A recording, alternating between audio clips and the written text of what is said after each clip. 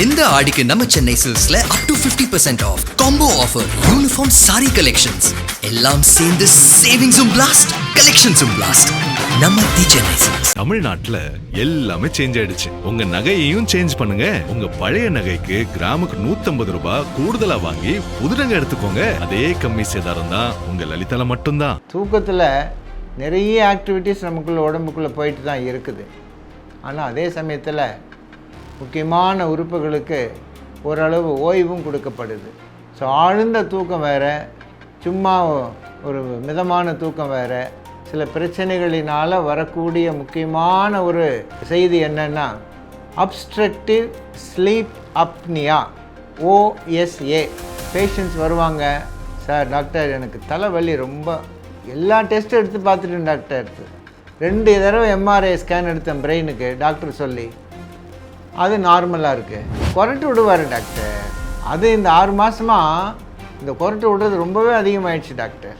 இந்த increasing carbon di oxide level in the blood and also decreasing level in the oxygen level. மூளை ரொம்பவே பாதிக்கப்படும். So மூளையினுடைய function ரொம்பவே பாதிக்கப்பட்டு அதனால் என்ன ஆகும்னா நாளடைவில் அவர் ஒரு ஸ்ட்ரோக் வர்றதுக்கோ இல்லது ஞாபக சக்தி ரொம்ப குறைஞ்சி போகிறதுக்கோ, அந்த ஹைலி இன்டலெக்சுவல் கெப்பாசிட்டியெல்லாம் குறையிறதுக்கோ ரொம்ப காரணமாயிடும். நக்கீர நேயர்களுக்கு வணக்கம். நான் டாக்டர் ராஜேந்திரன் பேசுகிறேன். கொஞ்சம் இடைவெளிக்கு விட்டு நாங்கள் திருப்பியும் உங்கள்கிட்ட வந்திருக்கோம். இன்றைக்கு நான் ஒரு முக்கியமான பரவலாக காணப்படுகிற ஒரு ஹெல்த் இஷ்யூ தான், அதை பற்றி சொல்ல போகிறேன். தூங்கிடாதீங்க. அதுக்காக இந்த டாப்பிக்கே தூக்கம் சம்பந்தமான ஒரு டாபிக் தான். எப்படின்னு சொன்னால், தூக்கமும் அந்த தூக்கத்தினால் வரக்கூடிய உடல் கோளாறுகளும், இதை எப்படியெல்லாம் நம்ம அணுகலாம், எப்படி அதை நிவர்த்தி பண்ணலாம் அப்படின்றத ஒரு பேஸாக வச்சு இன்றைக்கி ஒரு சில விளக்கங்களை நான் தர இருக்கிறேன். தூக்கம் அது ஒரு இம்பார்ட்டண்ட் ஆக்டிவிட்டி நம்ம லைஃப்பில். பார்த்திங்கன்னா ஏறக்குறைய தூக்கம் போயிடுச்சுன்னா எல்லாமே போயிடுச்சுன்ற மாதிரி ஆயிடுச்சு நிலைமை. நேற்றைக்கு கூட ஒரு 24 வயசு இருக்கும் அந்த பாப்பாவுக்கு. அதனுடைய ஒரே கம்ப்ளைண்ட்டு, நான் தூங்கி 3 வாரம் ஆச்சு டாக்டர், தூக்கமே வர மாட்டேங்குது, ராத்திரி பூரா கண்ணு முடிச்சுட்டு உட்காந்துட்ருக்குறேன், இதனால் பகல்லையும் என்னால் எந்த வேலையிலையும் என்னால் கவனம் செலுத்த முடியல, எனக்கு தூக்க மாத்திரை எனக்கு வேணும் அப்படின்னு அந்த அம்மா ஒரே பிடிவாதமாக என்கிட்ட உட்காடுறாங்க. அவங்க அம்மா குழந்தையெல்லாம் கூட்டிகிட்டு இன்னொரு பெண்மணி வந்தாங்க, அவங்க அம்மா கூட வந்தாங்க. அவங்களுடைய கம்ப்ளைண்ட் என்னென்னா, இந்த பொண்ணு எப்போ பார்த்தாலும் தூங்கிட்டு இருக்குது டாக்டர், இது அவங்க கம்ப்ளைண்ட்.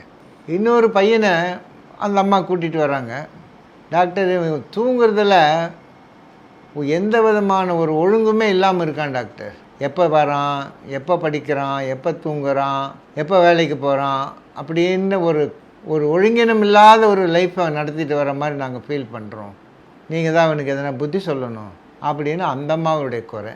இன்னொரு அம்மாவுக்கு வராங்க, அவங்க வீட்டுக்காரை கூட்டிகிட்டு வராங்க, டாக்டர் எரிஞ்சு விழுறாரு டாக்டர், எதுக்கு போட்டாலும் கோபந்தான் வருது அவருக்கு, ஏங்க ராத்திரி தூங்குனீங்களான்னு கேட்டது தான் என் தப்பு, நான் தூங்குனா தூங்கலைன்னா உனக்கு என்ன அப்படின்னு சண்டை ஆரம்பிக்கிறார். இவருக்கு ஏதாவது சொல்லுங்கள் டாக்டர். இன்னொருத்தர் சொல்கிறாரு, இப்போ நான் 4 மாத்திரை தூக்க மாத்திரை போட்டால் தான் எனக்கு தூக்கமே வருது, 6 மாதத்துக்கு முன்னாடி ஆரம்பித்தேன், அப்போ ஆரம்பத்தில் டாக்டர் சொன்னார் தூக்க மாத்திரை சாப்பிட்ற பழக்கம் வேண்டாம்ப்பா அப்படின்னு சொன்னார். ஆனால் நான் அதை கேட்கல. என்னை என் ஃப்ரெண்டு சொன்னாங்க, ஒரு ஸ்லீப்பிங் டோஸ் போட்டு தூங்குப்பா, உன் டென்ஷன் எல்லாம் குறைஞ்சிரும்னாங்க. அதுலேருந்து ஒரு மைல்டு டோஸாக டாக்டர் ரொம்ப வார்னிங் பண்ணி எழுதி கொடுத்தாரு. ஆனால் இப்போ அதுவே 4, 5, 6 மாத்திரை வரைக்கும் போகுது டாக்டர், அப்போ தான் கொஞ்ச நேரமாக தூங்க முடியுது. இப்படி பலதரப்பட்ட இந்த தூக்கத்தை மையமாக வச்சு தன்னுடைய வாழ்க்கையில் அவங்க படுற கஷ்டத்தை மருத்துவனாக நான் தினமும் பார்த்துட்ருக்கேன். ஸோ இதை பற்றி ஒரு தெளிவு நமக்கு வேணும். ஒரு ஆரோக்கியமான உடலுக்கு, உடல் ஆரோக்கியத்துக்கு, ஒரு நிம்மதியான வாழ்க்கைக்கு தூக்கம் இன்றியமையாதது. ஆனால் சில சமயங்களில் தற்போதைய தலைமுறையினரை பார்க்கும்போது அதை அவங்க மதிக்கிறதாகவே தெரியல. இப்போ நிறைய விபத்துகள் கூட நடக்குது. நீங்கள் பார்த்தீங்கன்னா உண்மையான காரணத்தை நீங்கள் போய் ட்ரேஸ் பண்ணி பார்த்தீங்கன்னா அந்த நேரத்துக்கு அவர் கவனம் சிதறி இருக்கும். ஏன்? தூங்கியிருப்பார். வண்டி ஓட்டுக்கிட்டே தூங்கினா ஆக்சிடெண்ட் ஆகாமல் என்ன நடக்கும்? இப்படி பலதரப்பட்ட காரணங்கள் இதுக்கு காரணமாக இருக்குது. அப்புறம் இப்போ இருக்கவே இருக்குது நம்ம நாட்டில் பரவலாக பரவி கொண்டு வருகிற இந்த மது, இன்னும் போதைப் பொருள்களினுடைய ஆதிக்கம், இதெல்லாம் கடைசியில் கேட்கும்போது பார்த்திங்கன்னா நான் நிம்மதியாக தூங்குறதுக்காக இதெல்லாம் நான் செய்கிறேன் அப்படின்னு கூட தன்னுடைய தூக்கத்தை ரொம்ப கொச்சப்படுத்திடுறாங்க. ஒரு இயற்கையான ஒரு வரம் அது. தூக்கம் என்பது ஒரு இயற்கை. ஒரு எப்படி நமக்கு பசி எடுக்குதோ, ஜீரணமாகுதோ, மோஷன் யூரின் போகுதோ, வேர்வை வருதோ, அது மாதிரி ஒரு இன்றியமையாத ஒரு உடலுக்கு தேவையானது ஒன்று தூக்கம். இந்த தூக்கத்தை இப்போது அதை தொலைச்சிட்டாங்க. இப்படி தான் தூங்கணும், இவ்வளோ நேரம் தூங்கணும், இப்படி கண்ட நேரத்தில் தூங்கக்கூடாது அப்படின்றதுக்கெல்லாம் நம்ம இன்றைக்கி விட தேடினோம்னா கண்டிப்பாக கிடைக்காது. ஏன்னா இன்றைய உலகம் ரொம்ப வேகமாக போயிட்டுருக்கு. 24 மணி நேரமும் ஒரு தம்பி கேட்குறேன்ப்பா, நீ எங்கேப்பா வேலை செய்கிற? சார் இந்த மாதிரி ஒரு இடத்துல வேலை செய்கிறேன். உன்னுடைய ஒர்க்கிங் ஹவர்ஸ் எப்போ? சார் அது எனக்கு ஃபிக்ஸடே கிடையாது. ஒரு வாரம் இந்த ஷிஃப்ட்டு போவேன், ஒரு வாரம் அந்த ஷிஃப்ட்டு போவேன், ஒரு வாரம் இந்த ஷிஃப்ட் போவேன்ட்டு ஒரு நாளைக்கு 3-4 ஷிஃப்ட்டு அவங்க ஆளாகிறாங்க. இது ஒரு கம்பெனியினுடைய ஒரு வேலை நிமித்தமாக, ஒரு கட்டாயத்து நிமித்தமாக தான் அதெல்லாம் நடக்குது. ஆனால் மற்ற நேரத்தில் தூங்குறாங்களான்னு கேட்டால் அதுவும் இல்லை. காலையில் 1 மணிலேருந்து 1:30 மணிலேருந்து நைட்டு 12:30 வரைக்கும் ஒரு ஷிஃப்ட்டு. அவன் 12:30 மணிக்கு வேலையை முடித்து கேபிள் வீட்டுக்கு இறங்கும்போது மணி 3:30-4.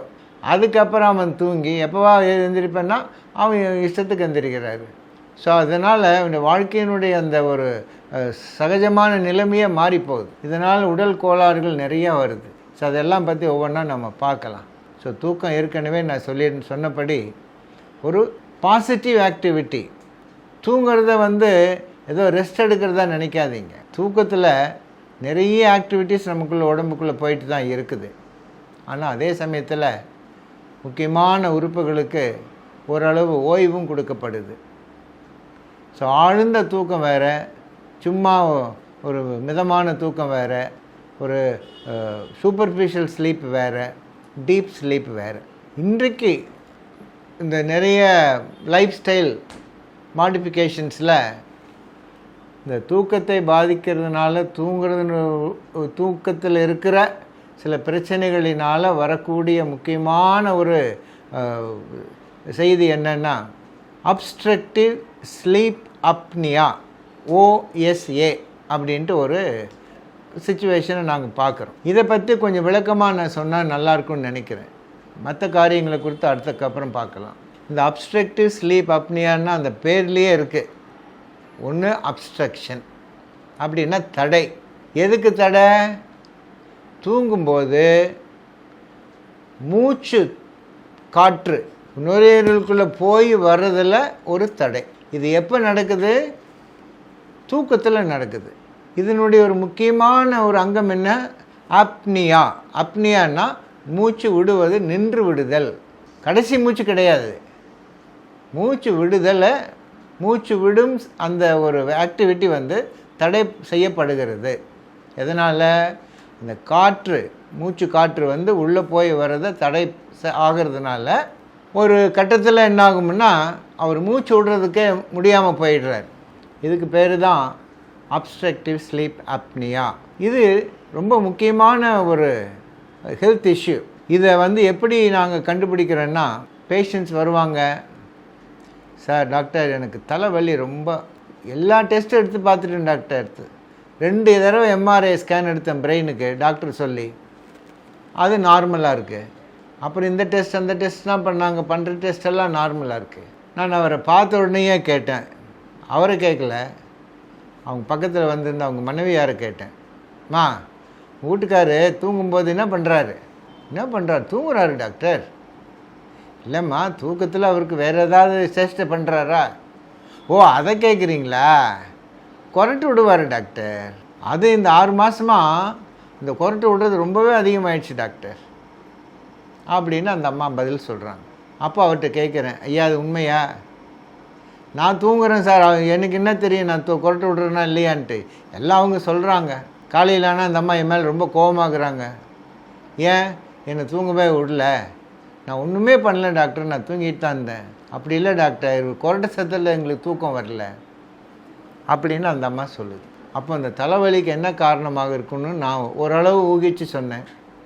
ஒரு வேளை இவருக்கு அந்த கொரட்டை விடுறதுனால ஏற்படுற சில பக்க விளைவுகள்னால தான் இவருக்கு தலைவலியும் கூட இருக்கலாம்.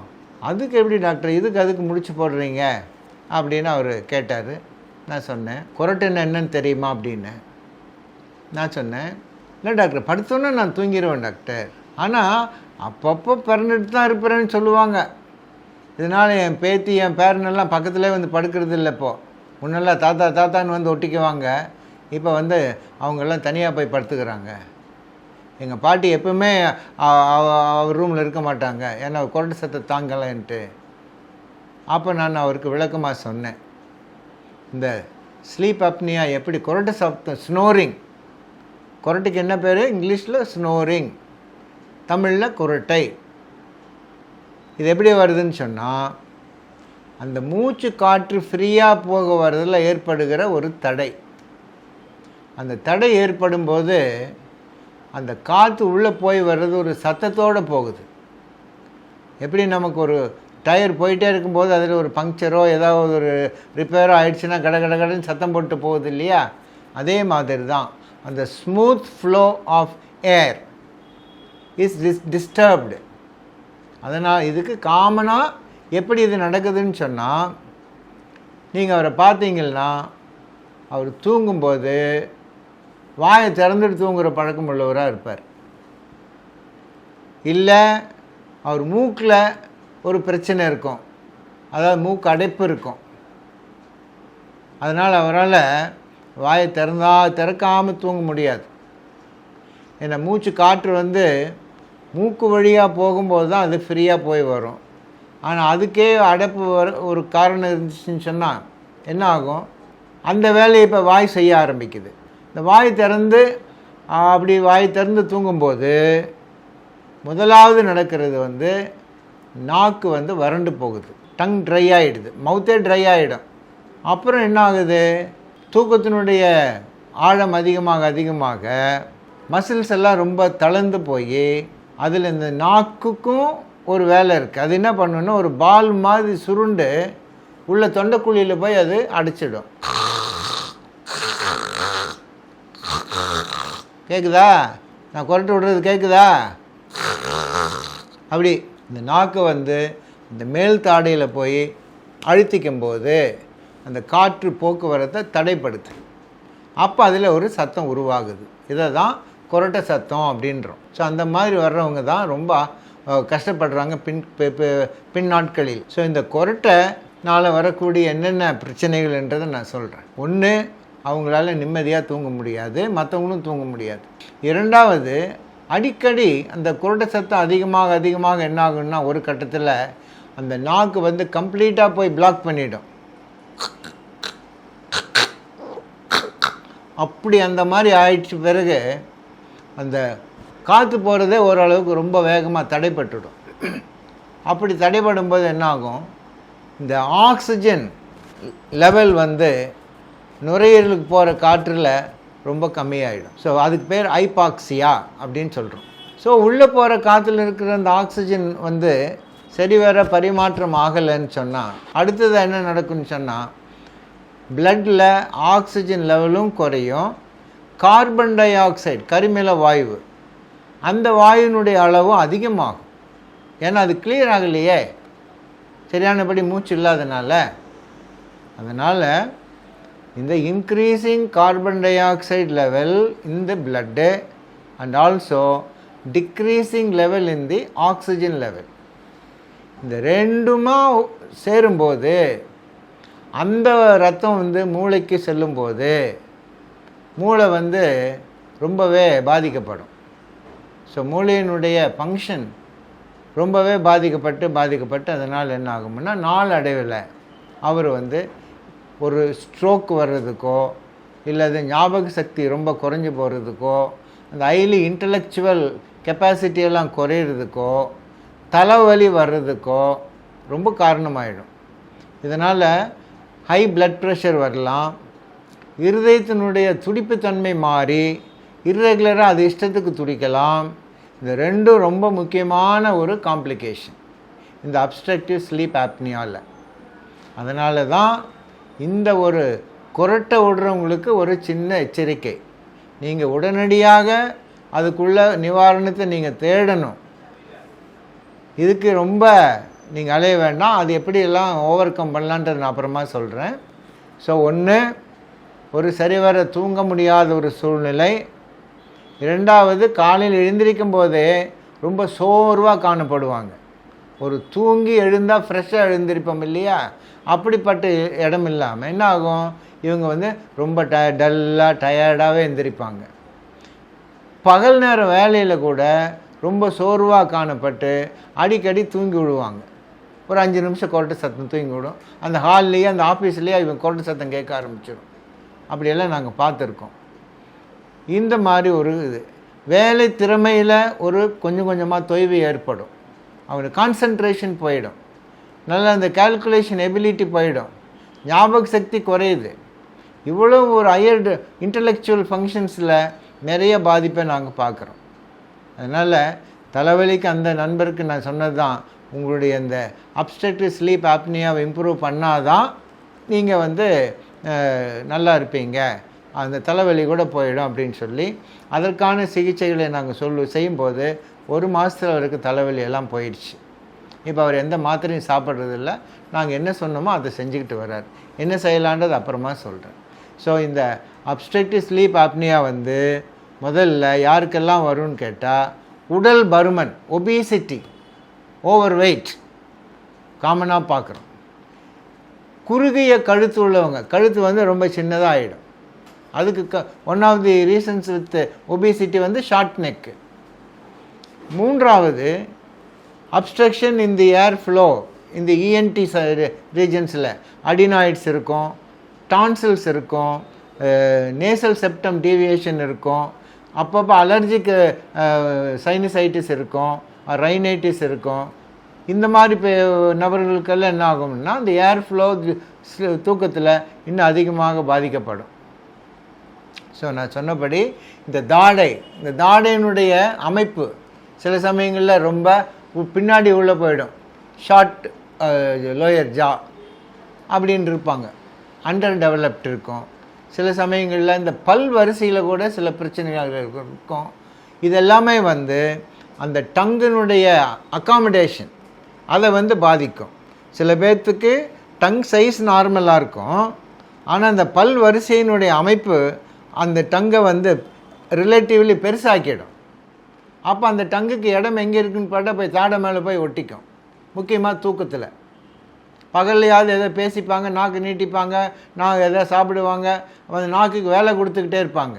அப்போ அதனுடைய பாதிப்பு அதிகமாக பகலில் ஆக்டிவாக இருக்கும்போது தெரியாது, ஆனால் தூக்கத்தில் உடனே தெரிய ஆரம்பிச்சிடும். எல்லாத்துக்கும் மேலே பிக் டங் நாக்கே வந்து சில பேர்த்துக்கு அந்த நாக்கு நான் சொல்லலை, ஸ்ட்ரக்சரலாக பெரிய நாக்கு. அதில் முக்கியமான காரணம் ஒன்று தைராய்டு ப்ராப்ளம், ஹைப்போதைராய்டிசம். லோ தைராய்டில் இந்த மாதிரி நாக்கு வந்து பெருசாகிடும். அந்த வாய்க்கு அந்த ஓரல் கேவிட்டின்னு சொல்கிறேன் இல்லையா, அதுக்குள்ளே சைஸுக்குள்ளே டங்காக இருக்காது, அது பிக் டங்காகிடும். இந்த மாதிரி சில local problems, systemic problems like hypothyroidism, obesity, இதெல்லாம் ஒரு காரணமாக இருக்கும். அதுக்கப்புறம் நான் ஏற்கனவே சொன்ன பரிகாரம், தூக்க மாத்திரை, போதை மாத்திரை, ஆல்கஹால், ஸ்மோக்கிங், இதெல்லாம் பண்ணிகிட்டே இருக்கிறவங்களுக்கு பார்த்திங்கன்னா இந்த அப்ஸ்ட்ரக்டிவ் ஸ்லீப் அப்னியா ரொம்ப காமனாக வருது. அதனால் இந்த தூக்க மாத்திரை சாப்பிட்றத நம்ம ரொம்ப சீரியஸாக எடுத்துக்கணும். போதை பழக்கம் இருந்தால் கம்ப்ளீட்டாக விட்டுடணும். ஸ்மோக் பண்ணிவிட்டு ஆல்கஹால் சாப்பிட்டு அந்த போதையில் தூங்கும்போது கண்டிப்பாக இந்த வறட்சி இன்னும் அதிகமாகும். அப்புறம் மல்லாந்து படுத்து தூங்குகிற பழக்கம், எப்போ பார்த்தாலும் அவர் மல்லாக்கா படுத்து தூங்குவார். இல்லைன்னா ரொம்ப அப்படியே குப்பர் அடித்து தூங்குவார். அப்படின்னா the air flow will become very much limited. இதை நம்ம பார்க்கணும். So sleeping position, overweight, obesity, hypothyroidism, short neck, some problem in the ENT ஆஸ்பெக்டில், இதெல்லாம் வந்து சாதாரணமான ஒரு காரணங்கள். இந்த தூக்கத்தில் இந்த காற்று போவதை அடைப்பது, அப்புறம் ஓஎஸ்ஏன்னு ஒரு கண்டிஷன் வர வைக்கிறது. இதை எப்படி நம்ம சரி பண்ணலான்னு பார்த்தீங்கன்னா, வாழ்க்கை முறையில் என்னென்ன மாற்றங்கள் ஈஸியாக கொண்டு வரலாம். ஒன்று, ஸ்மோக் பண்ணுறதை நிறுத்திடணும், ஆல்கஹால் தொடக்கூடாது, எந்த போதை வஸ்தும் இருக்கக்கூடாது. இது பண்ணினா இந்த ஆர்டிஃபிஷியலாக நம்ம தூங்குறதுக்கான ஏற்படுத்தி கொள்ளுகிற எல்லா முயற்சியும் நம்ம விட்டுட்டோம்னாவே அதனால் ஏற்படுற இந்த ஓஎஸ்ஏ கண்டிஷனை நம்ம ஓவர் கம் பண்ணலாம். இரண்டாவது, obesity, weight reduction is important. Weight reduction is very much important. மூன்றாவது, தைராய்டு ப்ராப்ளமாக இருந்தால் அதை சரி பண்ணிக்கணும். நான்காவது, நடைப்பயிற்சி, மூச்சு பயிற்சி, இன்னும் கேட்டிங்கன்னா இந்த தேக பயிற்சி, நீச்சல், ஸ்கிப்பிங், இதெல்லாமே வந்து உடல் வாகை வந்து நல்ல சரிப்படுத்திடும். அப்புறம் இருக்கிறது கம்ப்ளைண்ட்டு வந்து ஓஎஸ்ஏவா இல்லையா அப்படின்றதுக்கு ஒரு டெஸ்ட் இருக்குது. அது வந்து பாலிசோம்னோகிராஃபி ஸ்லீப் ஸ்டடி அப்படின்னு பேர், ஓவர் நைட் ஸ்லீப் ஸ்டடி. இதில் நமக்கு எத்தனை முறை கொரட்டை விடுறாரு, அவருடைய மூச்சு எத்தனை நேரம் விட்டுச்சு ஒரு நிமிஷத்துக்கு, எந்த அளவுக்கு அது எஃபெக்டிவாக இருந்தது, ஆக்சிஜன் லெவல் எப்படி குறைஞ்சது அதிகமாச்சு அப்படின்ட்டு நிறையா இன்ஃபர்மேஷனை அந்த மிஷினில் வச்சு அது ரெக்கார்ட் பண்ணோம். அதில் பேஸ் பண்ணி நம்ம என்ன பண்ணலாம், இவருக்கு இருக்கிறது இந்த ஓஎஸ்ஏவா இல்லையான்றது நம்ம தெரிஞ்சுக்கலாம். இதை வந்து வீட்லேயே கூட இப்போ நிறையா கருவிகள் இருக்குது. எதுக்காக வந்து ஹாஸ்பிட்டலில் படுத்து ஒரு நாள் அட்மிட் பண்ணி அப்படின்னு அவசியம் இல்லை. வீட்லேயே கூட நேச்சுரலாக நீங்கள் வீட்டில் இருக்கிற மாதிரியே ஒரு தூக்கத்தில் இந்த ஒரு மெஷின் கொண்டு வந்து அட்டாச் பண்ணிவிடுவாங்க. அப்புறம் அப்படி செய்யலாம். ஸோ இதை வந்து கண்டுபிடிச்சிட்டோம்னா அவருக்கு அதுக்குள்ளே ட்ரீட்மெண்ட்டை நம்ம ஆரம்பிக்கணும். இதுக்கு வந்து ஒன்று, நான் ஏற்கனவே சொன்னபடி எதனால் இது வந்திருக்குன்றது அந்த கூடுமான வரையிலையும் அந்த பேசிக் ரீசனை வந்து நம்ம அட்டன் பண்ணால் ஓரளவுக்கு இம்ப்ரூவ்மெண்ட் கிடைக்கும். அது வரைக்கும் என்ன பண்ணுறது, ஓவர் நைட்டில் நம்ம வெயிட் குறைக்க முடியாதே, ஐஸ் கட்டி இல்லையே உடம்பு, வெயிலில் வச்சோன்னா உருகி போகிறதுக்கு. ஸோ அதுக்குள்ளே ட்ரீட்மெண்ட் எடுக்கணும். எப்படின்னா, டான்சில் இருந்தால், அடினாய்டு இருந்தால் அதை ரிமூவ் பண்ணணும். அடிக்கடி அலர்ஜிக் ரியாக்ஷன்ஸ் வராமல் பார்த்துக்கணும். அப்புறம் அந்த நேசல் செப்டம் டீவியேஷனாக இருந்ததுன்னா அதை நம்ம கரெக்ட் பண்ணணும். இந்த மேண்டிபிள் அதுக்கு ஏதாவது பிரச்சனை இருந்ததுன்னா அதுக்கும் நம்ம இதை சரி பண்ணணும். இதுக்கெல்லாம் தவிர தூங்குகிற விதம், எப்படி தூங்கணும், மல்லாக்கா படுத்து தூங்கக்கூடாது. எப்பவுமே ஒரு பக்கமாக இப்படி மல்லாக்கா படுத்து தூங்குறத விட இப்படி சைடில் படுத்து தூங்குறது பழக்க வச்சோம்னாவே அந்த நாக்கு வந்து மேலே தூக்கி அப்படி அந்த தாண்டாமல் நாக்கு வெளியில் ஒரு பக்கமாக இறங்கி அந்த சந்து நாக்கு காற்று போகிற பாதை வந்து பிளாக் ஆகாது. ஸோ ஒரு பக்கமாக படுக்கணும், இடது பக்கமாகவோ இல்லை வலது பக்கமாகவோ. ஸோ குப்புறவோ மல்லாந்தோ படுக்கக்கூடாது. இந்த ரெண்டு காரணமே ரொம்ப முக்கியம். So sleeping position very important. அப்புறம் இந்த நான் சொன்ன ஏற்கனவே தைராய்டு இருந்தால் அதை கரெக்ஷன் பண்ணணும். ரொம்ப முக்கியமான ஒரு கண்டிஷன் தைராய்டு. ஸோ ஏன்னா அதில் நாக்கு ரொம்ப பெருசாக இருக்கும். அப்போ என்ன ஆகும், உங்களுக்கு அந்த தைராய்டினுடைய அந்த காற்றினுடைய அடைப்பு வந்து அதிகமாகிடும். ஸோ அதை சரி பண்ணலாம். மற்றபடி எதெல்லாம் கரெக்ஷன் பண்ண முடியுமோ சர்ஜிக்கலாக அதை பார்க்கலாம். ரொம்ப ரொம்ப ரேராக என்ன செய்வோம், நாங்கள் இந்த அப்ஸ்ட்ரக்ஷனை நம்ம ஓவர் கம் பண்ணுறதுக்கு இந்த ட்ரக்கியாஸ்டமி, தெரப்பியூட்டிக் ட்ரக்கியாஸ்டமி, அதை ஒரு ட்ரீட்மெண்ட்டாகவே பண்ணுறாங்க. சப்போஸ் அதை வந்து சில சமயங்களில் ரொம்ப சீரியஸான கேஸஸ்க்கு ஐசியூவில் பேஷண்ட் வென்டிலேட்டரில் ரொம்ப நாள் இருக்கும், அவங்களுக்கு நம்ம என்ன பண்ணுறோம், இந்த ட்ரெக்காஸ்டமி பண்ணிடுறோம். இது எவ்வளோ நாளைக்குன்னா அந்த பேஷண்ட் வென்டிலேட்டர்லேருந்து வெளில வர வரைக்கும், அப்புறமா அதை எடுத்துகிட்டு க்ளோஸ் பண்ணிடுறோம். ஆனால் இப்போது இந்த ட்ரெக்கியாஸ்டமின்றது இங்கேயே ஒரு சின்ன ஹோல் போட்டு அதில் ஒரு டியூப்பை வச்சுக்கிட்டோம்னா காற்று வந்து இது வழியாக போயிட்டு வரும். ஸோ அந்த பேஷண்ட்டுக்கு வந்து நார்மல் ஸ்லீப் ஆகிடும். இது ஒரு எக்ஸ்ட்ரீம் ஸ்டெப்பு. அதுக்கு முன்னாடி இந்த சிபேப் மிஷின் அதை வச்சுக்கலாம், continuous positive airway pressure, CPAP. இதுக்கு சில மெஷின்ஸ் இருக்குது. அது என்ன பண்ணுன்னா, பேஷண்ட்டு எப்படி இருந்தாலும் சரி ஒரு குறிப்பிட்ட அளவு கான்சன்ட்ரேஷன் ஏர் என்ன பண்ணணும், அது ஃபோர்ஸ்ஃபுல்லாக லங்ஸ்குள்ளே தள்ளிகிட்டே இருக்கும். ஆனால் அது கொஞ்சம் டிஸ்கம்ஃபர்ட் இருக்கும். ஏன்னா அது வழியாக மூக்கு வழியாக அதுக்கு ஒரு அப்ளையன்ஸ் இருக்குது, அதை பொருத்திக்கணும், அப்புறம் ஆக்சிஜன் இருக்கணும், அந்த மெஷின் இருக்கணும். ஸோ இதை வந்து நாங்கள் சிபேப் மெஷினோட தூங்க சொல்கிறோம். அது பேஷண்ட் கொரட்டை விட்டாலும் பரவாயில்ல, எது வந்தாலும் என்ன பண்ணுவோம், அந்த ஃபோர்ஸ்ஃபுல்லாக போகும்போது அந்த நாக்கினுடைய அந்த ஒட்டிக்கிற தன்மையை ஓவர் கம் பண்ணி அது லங்ஸ்க்கு வந்து ஆக்சிஜன் காற்றை நல்லா அனுப்பும். இது வந்து ஒரு ரெக்கமெண்டட் ட்ரீட்மெண்ட்டு.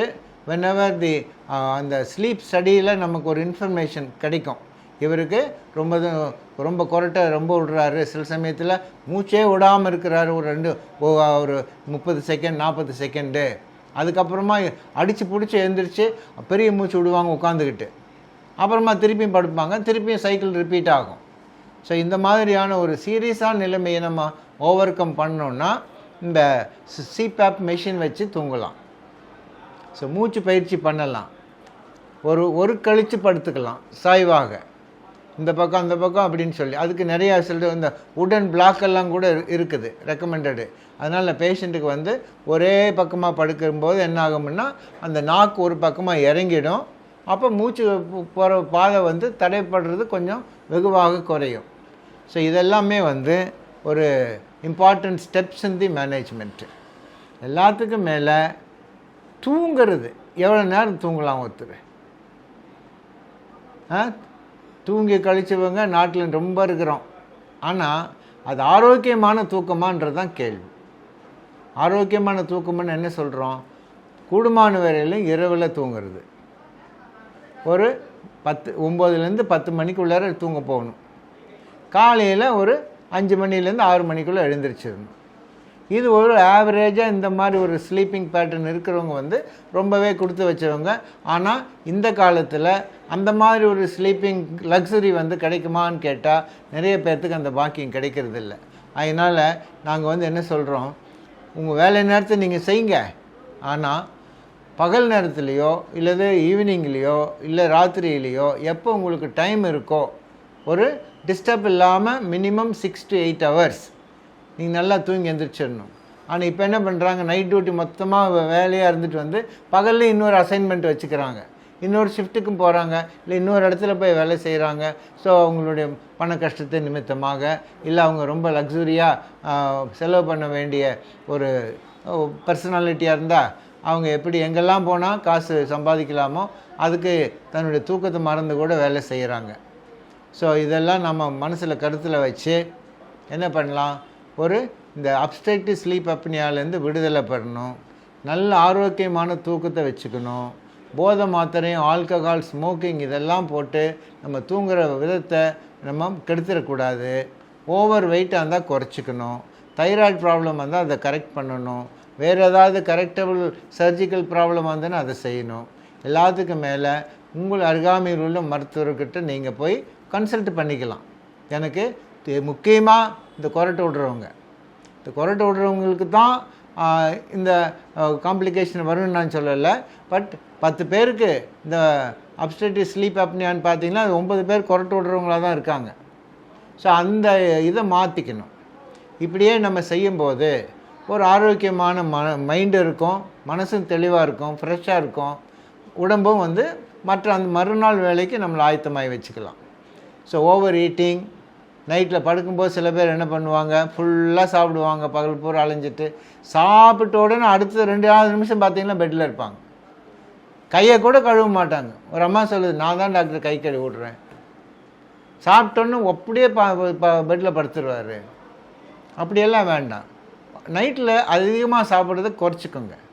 நைட்டில் அதிகமாக சாப்பிடாமல் ஒரு அரை வயிறாக சாப்பிட்டுட்டு ஒரு 15-20 நிமிஷம் ஒரு வீட்டை சுற்றியோ வீட்டுக்குள்ளேயோ நின்றுட்டு நடந்துட்டுருங்க. ஸோ நல்லபடியாக ஜீரணமாகி உள்ளே போட்டோம். அப்போ தான் அது தூக்கமும் உங்களுக்கு இனிமையாக இருக்கும். இல்லைன்னா அந்த கேஸ், அந்த ரிஃப்ளெக்ஸ்ன்னு சொல்கிற அந்த அசிடிட்டி ப்ராப்ளம் வந்து உங்களை தூக்கத்தை இன்னும் கெடுக்கும். ஸோ இதெல்லாம் மனசில் வச்சு இந்த தூக்கத்தை நல்ல ஆரோக்கியமாக நீங்கள் தூங்க ஆரம்பிச்சிங்கன்னா ஆரோக்கியமான சமுதாயம் கண்டிப்பாக நமக்குள்ளே வரும்.